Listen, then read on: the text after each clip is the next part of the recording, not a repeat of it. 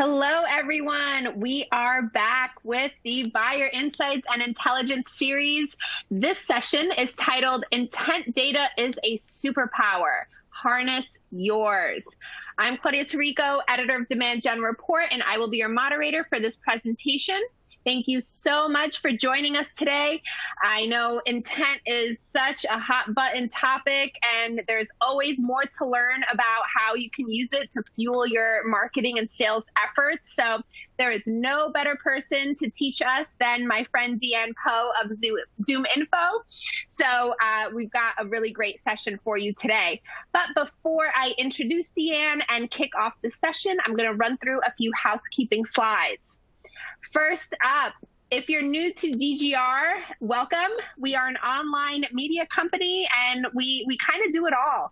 We've got, news briefs with new product announcements, original research, tons of resources, some special reports, and a weekly email newsletter as well. So be sure to check us out. Subscribe to demandgenreport.com today to get all of these fun insights and newsletters, and hopefully join more of our events and all that fun stuff. So I'm also really excited because Demand Gen Report is the host of the B2B Marketing Exchange and the B2B Sales and Marketing Exchange. And obviously, for quite some time, we've been virtual for about 18 months, and we are going back to in-person this August in Boston with our B2B Sales and Marketing Exchange. This is only the second time we are doing it live because in 2019, when the event was born, we had it in Boston, and then 2020 happened, and we all know how that worked out. So now we are back in person at the beautiful Encore Resort. So please join us if you can. Check out the website. We've got a full agenda and tons of networking opportunities. So the website is b2bsalesmarketing.exchange. So it should be easy to find. I'm also super excited to say that we have partnered with our friends at Grubhub once again to offer some lucky attendees a free lunch while they enjoy the series. So all you got to do is check your inbox, check your spam folder. It might have landed there, and you might have gotten some free lunch credit. So be sure to check that out. For this session and a majority of our virtual events, we will be using the On24 platform. And during and after the session, you could access all of the information that you need on this toolbar. It's kind of mapped out on the slide right here. So first off, we encourage you to ask our presenter questions. And to do so, simply click that Q&A widget at the top right corner, type in your question, hit send, and hopefully we will answer it after this session concludes. And speaking of which, it's slated to run about 25 to 30 minutes with a few extra minutes of Q&A following. So submit those questions throughout the session at any time. And then if you want to see what else we have in store for the series this year, you can access all of the BII sessions on the right of your screen, right under that Q&A widget. And then right below that, you'll just find some additional resources that we've made available to you. As always, the session will be recorded and everyone will receive an archive link to the presentation to go back and review. You could share it with your colleagues and all that fun stuff. And then, of course, in addition to joining the conversation online, submitting your questions, please let us know how we're doing. We've put together a very brief survey that's going to automatically launch when the session ends. Or if you can't wait, you can pull up, complete, and submit that survey at any time by clicking on the survey icon on the slide here. It's like circled at the bottom of your screen, so you'll be able to see it. So please, before signing off today, take a moment to fill out this quick questionnaire. All right, well, now I'm so excited to introduce Deanne Poe, VP of Marketing at Zoom Info. Deanne and her team are responsible for driving top-of-funnel demand for the company's best-in-class B2B intelligence platform. She is a data-driven, versatile marketer with 20 years of experience serving demand gen and marcom functions at software companies across a variety of verticals. And she loves building efficient marketing teams and advocating for the value of good data. So, like I said, perfect person to teach us more about intent data. So with that, I'm going to pass things over to Deanne so she could kick things off. All yours, Deanne. Thanks, Claudia, and welcome everyone. I'm here to talk to you today about, like Claudia mentioned, I am a strong advocate for good data, and I want to be able to speak today about a certain type of data that is kind of rising in usage and application in the marketing space, which is intent data, and how that can be seen as a superpower and how you can harness yours. So we're going to dive right in. First, I just want to point out the holy grail of prospecting for any and all marketers is to be able to, be able to target the right person at the right time with the right message, which will ultimately lead to that perfect selling scenario and be able to solicit the most, responses, the most relevant responses, the best fit leads coming in from those channels. And intent data plays right into that perfect recipe and allows you to kind of set you and your campaigns and your teams up for success by helping you to solve for some of those, like identifying the right person, getting in the right time with the right message. So that's where that kind of superhero power is going to come into play. And we'll kind of dig into that in the slides to come. So I also want to start here where another kind of recipe for success is this trifecta of data elements, we'll call them. So fit, intent, and opportunity data. And I'll touch briefly on all of those, but we're going to focus on intent for today. Fit is going to be just determining whether or not the account or prospect is a really good fit for your solution and using some demographic and firmographic criteria in order to be able to do that. Intent is going to be behavioral information. So how are people engaging with content in order to indicate that there's an interest in your particular solution? And then opportunity data is really circumstantial. It's talking about the things that are happening within that account and around that person or contact that are leading to ideal buying conditions. And all three of them are really, really important. And similar to the Holy Grail kind of formula that I had on the other slide, finding the place where all three of these come together is also going to be like the moment in time where you're going to be able to, again, right person, right time, right message. Today, though, we're going to focus on intent. That's going to be the bulk of our conversation will be around what is intent, how can you use it, how can it impact your programs today. But again, to level set, we're going to use fit and opportunity to add some additional context around the intent conversation. So with that, I'm going to start with just talking briefly about what is fit and how you might implement that into any of your go-to-market strategies or processes. Again, like I mentioned, it's basic demographic, firmographic, and technographic account and contact data.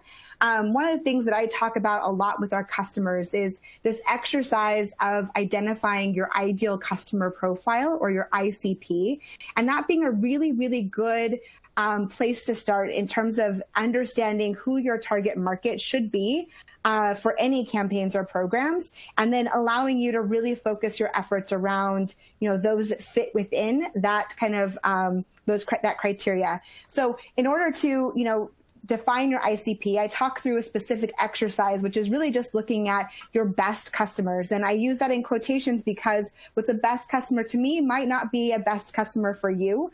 So that could be those that are spending the most money with you. It could be those that have the most potential to spend money with you, those that are the happiest, those that have been with you the longest. All of those could be good indicators for you to determine that this is the best customer. And then trying to find, is there some common characteristics around those accounts that maybe aren't so obvious? Maybe you understand that those that are working in a specific industry or a specific geo region are a really great fit, but maybe you haven't seen or hasn't surfaced yet that those that are growing at a certain rate or that have a specific target market or target buyer are also characteristics of your best customers. So being able to find what some of those common characteristics are, and then doing the same thing for the buyers. One exercise that we've done in the past is looking at recent close one business and understanding who were the decision makers that were involved in those deals and or the signer on those contracts, and seeing what kind of themes or categories come into play if we start to take all of those contacts and fit their functions and roles into kind of larger buckets. So we can, again, surface who is our ideal customer in terms of the fit of the account itself, but also who are the buyers, who are ideal buyers at those accounts as well.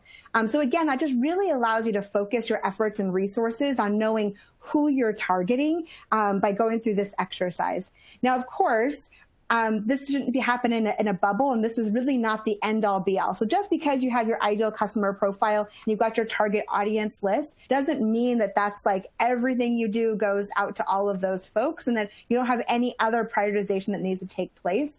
Especially in the past year that we've had, there's definitely another layer that needs to be added into this, right? Which is like, who is buying right now? Some of that we're going to talk about later, how we can leverage intent and opportunity data to be able to feed this in and layer it in with the ICP so that you can not only get the right fit, but those that are interested and ready to buy right now. But there's definitely some additional elements that came into play with COVID, right? Where we have some industries that were hit harder than others. So understanding how the industries are performing as a whole will also help you to kind of hone in on that audience. Also understanding there's a lot of accounts and a lot of ZoomInfo customers that did a full pivot where they were, had new products, a new target market, and no experience going into that space. And so understanding just those nuances within your account list is going to be helpful in helping you to focus your efforts and target accordingly. So like I said, we don't want to stop with the ICP. We want to use that as a foundation. Everything we do is about prioritization and being able to provide some focus. And now we're going to layer in some of those additional data points that we talked about, namely intent, which is the one that we're here to talk about. So intent is implicit behavioral signals that link a buyer to an interest in the solution. Basically, it's going to be those that are interacting or engaging with content online that is relevant to your solution. What that means is there's actually two different types of intent data. The first can be first-party behavioral data. So that is how people are interacting and engaging with your content and brand. So think about how people are engaging with your site, how they're engaging with your social profiles, how they're engaging with email content. All of that is behavioral data, right? Engagement data that should be used to feed your campaigns and programs.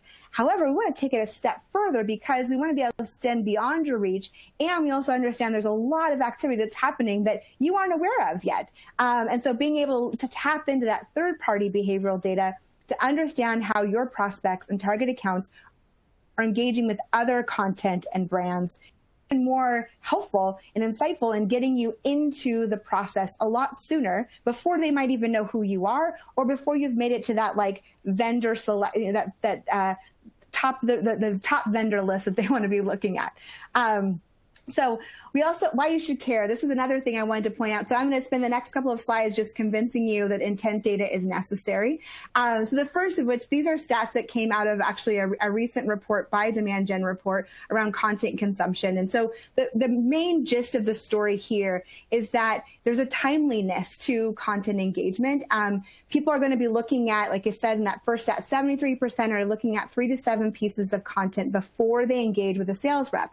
So they're doing research on their own before reaching out to your team or reaching out on your website. But in addition to that, some of these other stats are really insightful as well. If there's a time dimension between like 1 and 3 months from when they're actually initiating that research, that they're going to start to engage with the selected vendor or be willing to engage with some vendors in the space. And so you really do have a small window or a short window of time from when they're starting that research and when you can get your foot in the door through your sales reps or through outreach or your marketing programs as well. There's a need for you to move quickly. The last stat here is the 83%, they basically pivot. When there's a pivot that happens internally, it's going to cause them to either slow down or accelerate that purchase decision, which should be kind of a no-brainer kind of moment. Of course that happens, right? But being in lockstep with them, partnering with those prospects to be able to help them to educate and nurture them through that buying process is going to set you up for success. Not only know those pivots are happening, but also to be able to educate and talk through the value of what your solution provides to either help to accelerate it, regardless of whether or not they're accelerating it or they're trying to slow it down and you're trying to help them move through the process a little bit faster. The next thing, this is another stat from the Demand Gen report, and this is that 75% of buyers are spending more time researching purchases than they were in years prior, which is also not news to us, right? So we understand that, but every step of that journey is they're leaving behind these footprints, right? So as they're engaging and as they're researching, they're leaving behind these little data points or buying signals that let us know, or that we should be leveraging to kind of string together those that are showing, extreme interest. We understand what the themes and topics they might be interested in, to just be able to paint a story and to really guide them along that buyer's journey. This was a report or a research that was done by Bain and Company. And basically the question that what they're trying to show here is that we underestimate, how people or when people are choosing to reach out to the sales reps, and what amount of research they're doing in advance and how far along they are in that process before they reach out. So in this example here, you can see that on the seller side of things, they were guessing that 14% of their prospects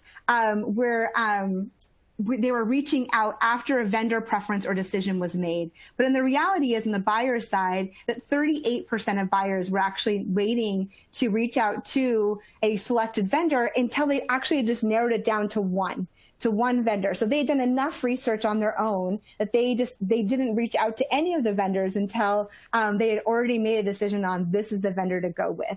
So again, this paints a really great picture for me, at least, in motivating us to leverage these intent signals to be able to insert ourselves earlier into the process, so that we can help guide that journey, and to not underestimate the amount of research that's happening out there without our knowledge, to be able to try to understand whether or not that's through our first party data or third party data, understand what that research looks like, who's doing it, how much of it, and how we then can point ourselves into that process so we can guide them along, so they're not waiting until they've narrowed it down to one vendor and we're hoping that one vendor is us, that we're a part of the process that helps and that guides them in not only determining how they should be evaluating those vendors, but also a part of that short list of vendors that they're looking at as well. This last slide, this actually was the same stat that came from both a demand gen report, a recent one from 2021 around database strategies and contact acquisition, as well as Topo's intent data market guide. Basically, the same stat was that 62% of companies are using or intend to use intent data in their go-to-market process this year. What this should read to you is that, or what this should say to you is, if you're not using intent data, the likelihood that your competitors is really high. So that should be another compelling reason for you to be exploring how can we use intent data in our go-to-market process and in our go-to-market campaigns and programs, so that we can reach that holy grail of right time, right message, right person, and increase our likelihood of getting into that buyer's journey early, increase our response rates, increase the effectiveness of our campaigns, and increase the amount of revenue that were generated for the organization. So what do you do with intent data? So we talked a lot about why you should care, what it is, and why you should care about it. But what do you actually do with it? So the way that I would summarize this is that you are going to leverage intent data to optimize your use of your resources. We all have finite resources, whether or not that's headcount or budget or time, hours in the day, right? And so we want to be able to narrow our focus to make sure that we're optimizing the use of our resources. So the first way you would want to use intent data is to prioritize your outreach to time when you're reaching out to accounts when they're primed to make a purchase. So we talked about that ICP and that total addressable market, or your total target market for a certain campaign or program. How do you know when to reach out to whom? And this is where you're going to layer in that intent data to help you to prioritize, to surface for you, especially if you're looking from a new business perspective, those that are engaging with relevant content, and prioritize those over those that may be a good fit but haven't shown any indication through the behavioral data that you have that they are ready for you to reach out to them and ready for that to make a purchase. This also allows you to focus your spend. So again, you can target your spend across all good fit accounts and contacts, or you can say, okay, I'm going to focus on those that are good fit in accounts and contacts, plus they're showing some level of interest already. That's definitely some of the things that we've done here at ZoomInfo, is that, all of our programs have a layer of intent data in them to help us to really focus our spend and make sure we're just using that budget, wisely, that we're able to put more budget or more targeted budget towards a smaller audience. Creating relevant content. This is another really great use case for intent data to learn. So your ICP, you have your ICP already built out. What are they researching? What topics and themes are of interest to them today? And using that to inform your content strategy so that then you're able to make sure that you're tailoring or creating content that's hyper relevant to the people that you want to be targeting anyways. And then lastly is the tailor the messaging and making sure that you're able to speak to the needs and the circumstances of your customers today. And I'm going to kind of dig into that on the next slide here. So what I mean by tailor the messaging, there's a couple of ways that you can slice this. One is topic focus. So you know, based on this intent data, you know the types of topics or themes that this person or this account is interested in. So being able to help them with that process and that journey by serving them up related content is going to be really super helpful. You know they're already interested in learning about ABM, so being able to serve them up more content around ABM would be a really, really smart play to get them to engage with your brand further, to establish yourself as a thought leader, for them to see you as a resource where they could go, they could go to for more information and more best practices, and also guiding them down that path again to help them to understand maybe the pain points and the value that a solution like yours could bring.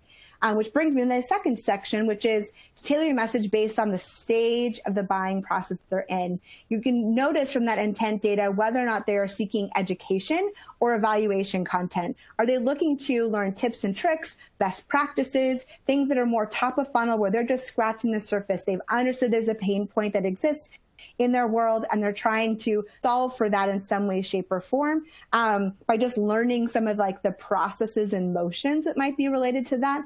Or are they checking out your product pages or a case study or things of that nature where you know that they're now into that evaluation stage and you can tailor your content accordingly to that? The last thing here is then you want to be able to like thread this through in a really compelling story. So maybe it's that, they're researching ABM type content, and you might not want to send them ABM content, but you know that the others that are interested in ABM content are also interested in email marketing or territory planning or display advertising. And there's a theme there that's threaded throughout of how you could use some of those tactics for ABM, but you can start to tell that full story versus just having them stay in that one track. So these are some other opportunities of how you can apply intent data to really drive home your message and the content that you're sharing with your prospects and accounts. So the other thing I want to note here is that you want to focus on the spikes. So if you are starting from nothing, then anything is better than nothing. So being able to see that people are visiting your site, visiting certain pages, downloading content on your site, engaging with posts on your social feed, like all of that is a great place to start. Start there. So any engagement should be able to help you to prioritize the audience that you're going after. What I mean by here is when you start to expand how you're looking at intent data and you start leveraging, third-party vendors to be able to pull in intent data to see what's happening outside of your reach, then I would be looking for not only just content consumption in general, but spikes. People that are seeing they're increasing focus or increasing consumption around a specific topic or theme is where you're seeing that they're maybe reaching an inflection point. They're getting more serious. They're evaluating things. They're doing more and more research. They're not like casually poking around the web to see what they can find that's on the subject. They're being really, really intentional. And what that should read to you, or what that should say to you, is that they're seeking a solution. They're moving in that direction, and they're a lot further along than somebody who just downloaded one white paper at some point last week. So definitely being able to focus and look for those spikes is going to be where you're going to get the most bang for your buck. The other thing I wanted to highlight here is that this was from the Topo Intent Data Market Guide again. It's just the various ways that people are using and applying intent data. We talked through some of the use cases. These are going to be more applications. So first of all, we've already kind of touched on this, selecting and prioritizing accounts. So being able to take that wide universe and narrowing it down to prioritize who should be reaching out today. Well, who we should be reaching out today are those that are engaging with or interacting with relevant topics and content. So that's going to help with that prioritization there. Sharing insights to your sales or sales development team. This is going to be something else. Of the leads that are coming in through other channels, is there anything else that we can tell them that would help guide the sales conversation? So being able to feed intent data even into your inbound channels to be able to point out that, hey, this lead came in and here's what else we know about them, to have those really strategic conversations on your sales side.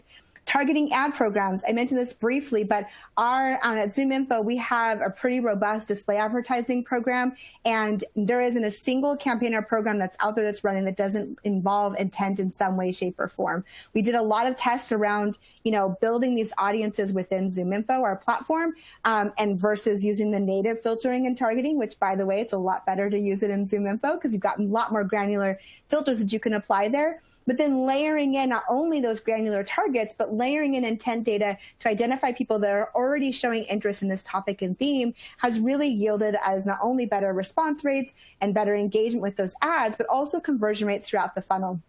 So being able to layer that onto your ad programs, especially if you have either a limited spend or you want to really, drive home the most ROI from the spend that you already have, being able to narrow the focus and not cast a wide net, cast a really, really concentrated net on those that are already showing interest in those topics and themes is going to yield you a lot better results. There's a couple other things that are mentioned here, including sourcing of leads. So obviously you can apply this to your kind of acquisition channels as well. Like I mentioned, display ads for us is an acquisition channel. Managing accounts. So this is also where you will use it. Once they become a customer, can you also be tracking and using an intent data for them? Yes, of course. Wouldn't it be great if you knew if one of your customers was starting to consume content that was related to your competitors? Yes, that would be really great. That's a really great use case for intent data for you to be able to identify accounts that are at risk. And so being able to use intent data to manage those accounts is another great application. And then creating an ICP. If you don't have the data that I talked about earlier about creating that ICP using your best customers, maybe you're a startup, maybe you have a new product and you don't actually know who your ICP is, being able to take a look at who is consuming content and engaging with themes and topics that are related to our solution, and how can we, what are some common characteristics from a firmographic and demographic and technographic perspective that allows us to then use that to build out an ICP. It's an amazing use case for intent data. So there's a lot of applications here on how you can use intent data. The next piece that I would add here is the intent data impact. This is a really great graph that was shown by, again, that Topo Intent Data Market Guide. The key thing to take away here is that 90% of respondents saw at least a moderate impact with intent data. And that's pretty impressive. So the likelihood that you will use intent data and see an impact is pretty high. So definitely another compelling reason for you to incorporate that into your go-to-market processes. The one thing I would note here is that what I have found in talking with some of our customers, those that are not seeing the impact from intent data, or they're seeing less of an impact than they were expecting, are approaching intent data in a little bit of a different way than I would maybe suggest. And I probably should have put a slide in here, but that's okay. But there's two things I would note here. One is when you think about intent data or intent data leads, the way that I talk about it is that on the spectrum of leads, we've got cold leads over here and hot leads over here. Those that are coming in through intent are going to be on the cold end of the spectrum most often. They're going to be warmer, but they're definitely not hot. So it's not like someone is downloading some ebooks and they're ready for a meeting. It might be, and depending on how you're tracking that intent data and you're seeing those spikes, they might be a lot closer to the hot end of the spectrum of things. But I would err on the side of they're new in the process, they're further along than cold, they've done some initial research themselves, but they just need some guidance, some partnering for you to go alongside them and help them to continue to research. Basically, you're trying to facilitate the research for them. Make it not hard for them. Make it super easy for them to find relevant content that guides them along, positioning yourself as a partner, as a resource, and positioning yourself as the number one vendor that they should be evaluating, right? So being able to look at it from that perspective and not like, oh, they're, download a couple of white papers, we should definitely reach out for a meeting, is a much different approach. The other thing I would say about intent data of my two kind of best practices is, while we are all aware that everything that we do online is being tracked in some way, shape, or form, we just don't like to talk about it. So I don't think that from a perspective of messaging, you don't want to lead with, hey, I know that you've been researching. I know that you've been downloading content around this topic. Here's some more. I think it should just be, again, part of your superpower, a happy coincidence that they happen to be researching and you happen to reach out to them, whether that's via email or display ads showing up for them. It should never be like a, hey, like, I know that you're into this kind of approach. So those are the two things that I have found when talking with customers that are maybe seeing less than desired impact from an intent data perspective. It's really those two things. And probably the third thing is that they haven't necessarily figured out how to operationalize it or work it into their existing programs. And my response to that is just that everything that you're doing should have some sort of layer of intent to help you to prioritize your approach. So however you're operationalizing or using data to fuel your campaigns already, just adding in that layer of intent is where you're going to be able to see the impact. And with that, we're going to move on to just the other piece of that trifecta is opportunity data and how that varies from intent and how you can use it in conjunction with intent data. So opportunity data is going to be trigger information or circumstantial information that helps predict that there is a purchase in the works. It also is an action-based opportunity signals that show ideal buying conditions. So basically, it's the circumstances surrounding an account or a contact that are ideal for buying conditions. What does that mean? Let me dig in, because it's better for me to kind of talk through that with some examples versus trying to define opportunity data beyond circumstances that are prime for purchase. So one of my favorite examples is leadership changes. So when a new leader comes into one of your targeted accounts, this is a huge buying opportunity for you.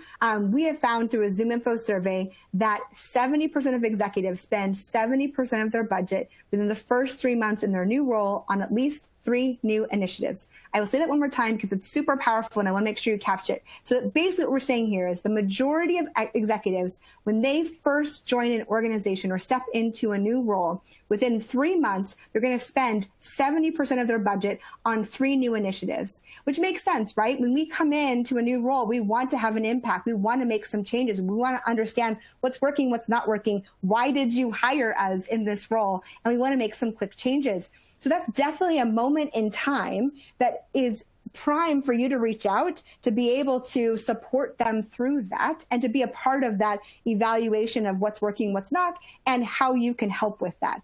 The other really great thing about leadership changes and why I love it so much is that it's a ripple effect. So somebody joining an organization or stepping into a new role, well, that means that somebody had to leave that role and go somewhere else. And wherever they went, someone had to leave that role, and whoever, that person who's joining that role in that new role just left somewhere else, and that left an opening as well. So it opens the door for a lot of opportunities for you to just follow that chain and to get in front of those new leaders.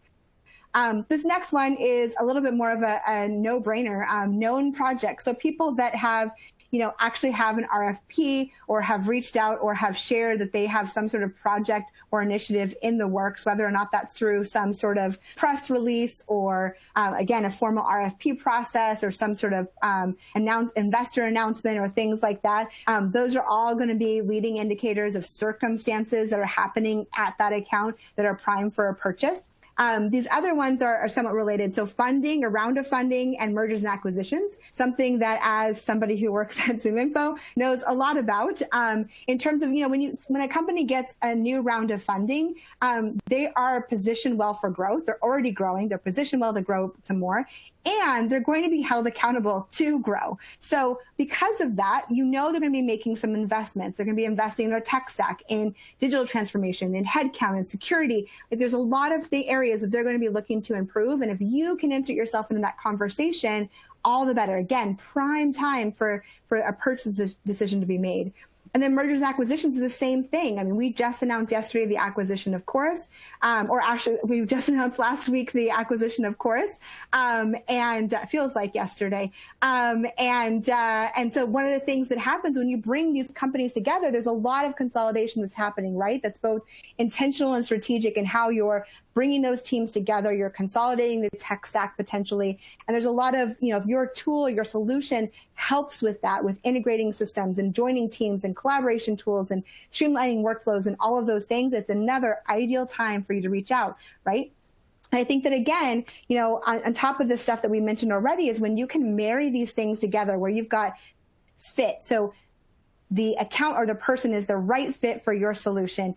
they are showing you through their intent, through their boundline behavior, that they have an intent to purchase a solution and opportunity. There's some circumstances that are going on around them that is a prime purchasing timing. I mean, that is like the holy grail. That is the magic trifecta. That is your superpower right there, being able to combine all three of those things together to know who is the right person to be reaching out to right now. Lastly, before I close out, what do you do with this opportunity data? A lot of it is really similar to intent data. You're going to prioritize your outreach. You're going to tailor the message. You're going to make sure you're providing value. The only thing I would mention that's different from intent data is you're going to leverage this as an icebreaker. So different from intent data where you don't want to talk about how you know about this, opportunity data is really, really great. You can just say, congratulations on your new opportunity. Congratulations on that round of funding. Congratulations on this new product launch. All of it is fine. Everybody wants to hear about it. Everyone wants to talk about it. So being able to use that as an icebreaker, as a really, really solid reason for you to be reaching out is really super powerful. And it's a really great use case for leveraging opportunity data. So some key takeaways as I close out, again, we want to power personalized outreach with intent data. So we make sure we've got really relevant messaging. We reach out at the right time. We've got the right type of content, the right theming that's happening based on the data that we have. You're going to track those consumption spikes so you see when things are increasing, where there is a inflection point that's happening right then. And then staying ahead of industry trends with making sure you're getting alerts on all of these other activities like funding and leadership changes and mergers and acquisitions and things like that related to your target accounts. It'll help you to really kind of create that powerful trifecta to make sure you're reaching out with the right person at the right time with the right message. Lastly, I'll just share how can ZoomInfo help. So I can better do that with a picture here. This is our vision of the future for a data-driven go-to-market platform. You've got on the bottom here is our intelligence layer, which is really what ZoomInfo was known for. We've got a lot of really great fit data. So you've got your company and contact, demographic and firmographic data, your tech stack data. We've mentioned in there intent with a red circle there, what we've talked about today, as well as scoops, which is what we mentioned on the opportunity data side of things. This middle layer here is your workflow. So it's all of the tools that are just ingesting that data and are doing things with it, like your CRMs or even some of your automation tools. And then they're going to lead those into or feed that data into engagement programs like your, through sales automation, through chatbots, through your conversation intelligence or your marketing automation. So ZoomInfo really is set up to transform the way that we go to market. And we do that a lot with that foundational layer of data, and intent data being one of them that you want to make sure you're harnessing. And with that, I'd love to turn it over to questions. Thank you, everyone. Awesome. Thank you so much, Deanne. So much information in such a short amount of time. I love it. I know. I'm sorry. I go so fast. Oh, no. That's great. I love it. I love it. I love it. We have some time for Q&A, and I did pick out some questions that I liked. But before I get to those, I just want to remind everyone once again, please share your thoughts and feedback by taking our little survey. Again, it'll launch when the session ends, or you could click that survey icon and fill it out as we go through the questions. So one more thing. Before I forget, if we don't get to your question live, since we have a few minutes right now, but if we don't get to your questions live, don't worry, we will follow up with answers via email. All right, so here we go. First one, what role does B2B intent data play in your marketing strategy/practices?